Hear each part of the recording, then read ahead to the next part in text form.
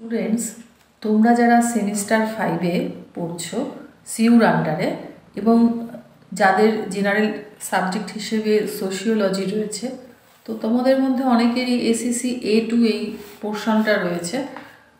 তো সেখান থেকে আমি তোমাদের সামনের পরীক্ষার জন্য কিছু ইম্পর্টেন্ট সাজেশন দিচ্ছি। 15 মার্কসের যে কোশ্চেনগুলি রয়েছে সেখানে নাম্বার 1-এ রয়েছে পুরুষতন্ত্রের উপর একটি ধারণা দাও। 2, কর্মক্ষেত্রে মহিলাদের যৌন হয়রানি বিষয়ে আলোচনা করো। 3, এলজিবিটিদের প্রতি বৈষম্যের কারণগুলি কী কী, তার সমাধানের উপায়গুলি আলোচনা করো। 4, পক্সো আইনের ওপর একটি ধারণা দাও।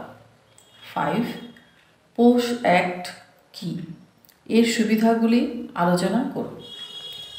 6, লিঙ্গ গতানুগতিকতা বলতে কী বোঝো, সমাজে এর প্রভাব আলোচনা করো।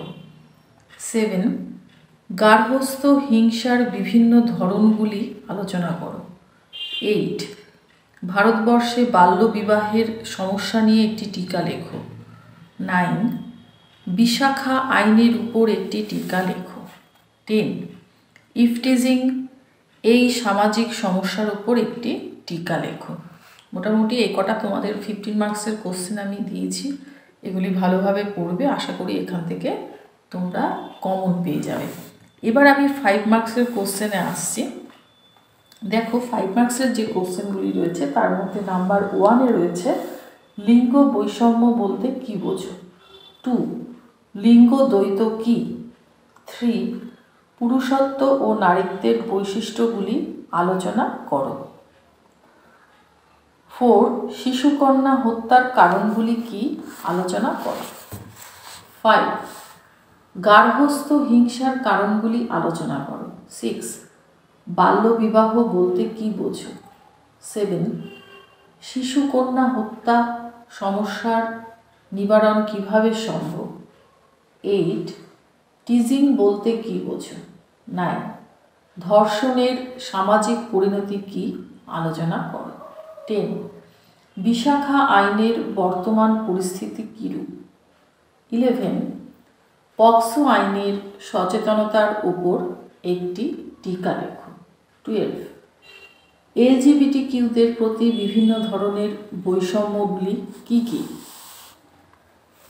তোমাদের 5 মার্কসের কোশ্চেন বলা হলো, এবার আমি 2 মার্কসেরও কিছু কোশ্চেন দিয়ে দিয়েছি, তোমরা এগুলিও ভালো করে পড়বে। 2 মার্কসের কোশ্চেন যেগুলি দিয়েছি আমি সেখান থেকে তোমরা সবগুলি পেয়ে যাবে। দেখো নাম্বার 1-এ রয়েছে পুরুষালী কাকে বলে।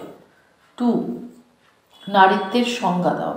3, এলজিবিটিকিউ এর বি বলতে কী বোঝায়। 4, রূপান্তরকামী বলতে কী বোঝো।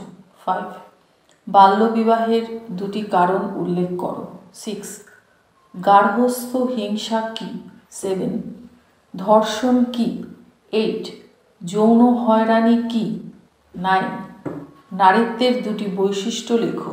10, পণ প্রথা কী। 11, প্রকাশ্য বৈপরীত্য কী। 12, লিঙ্গ দ্বৈত কাকে বলে।